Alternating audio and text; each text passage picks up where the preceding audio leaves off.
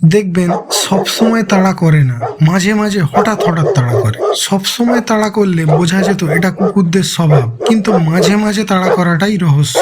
আপনি আপন মনে বাইক নিয়ে চলেছেন, কিছু কুকুর রাস্তার ধারে ঘুরে বেড়াচ্ছে, তাদের পাশ কাটিয়ে যাচ্ছেন, হঠাৎ ঘেউ ঘেউ করে তেড়ে এলো। চমকে উঠে তাড়াতাড়ি চালাতে গিয়ে রাস্তার পাশে কোনো গাছে বা দেওয়ালে ধাক্কা মেরে চিৎপটাং। অনেক সময় অন্য কোনো মানুষকে ধাক্কা মেরে তাকেও জখম করলেন, নিজেও জখম হলেন। 4 চাকা হলে দুর্ঘটনার সম্ভাবনা কম, কিন্তু 2 চাকায় এমন ঘটনা প্রায়ই ঘটে। কিন্তু কেন এমন করে কুকুররা? আপাত দৃষ্টিতে ব্যাপারটা বেশ অদ্ভুত লাগে। এতে আপনার আমার কোনো দোষ নেই, সমস্যার মূলে আছে আপনার গাড়ির টায়ার। আসলে কুকুরদের নির্দিষ্ট এলাকা ভাগ আছে।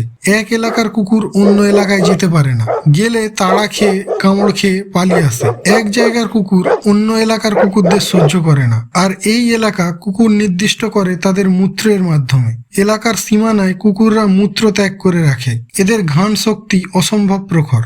আপনার গাড়ি যখন কোনো কুকুরের মূত্রের উপর দিয়ে যায়, টায়ারে সেটা সামান্য হলেও লেগে যায়। এবার আপনি এক জায়গার কুকুরের মূত্র টায়ারে লাগিয়ে অন্য এলাকায় গাড়ি নিয়ে ঢুকছেন। আমরা কিছু বুঝতে না পারলেও কুকুর ঠিক ওই গন্ধ পায়, ও ভাবে অন্য এলাকার কোনো কুকুর বুঝি ঢুকেছে, তাই তাড়া করে। সব সময় তো টায়ারে মূত্র লাগে না, তাই সব সময় তাড়া করে না।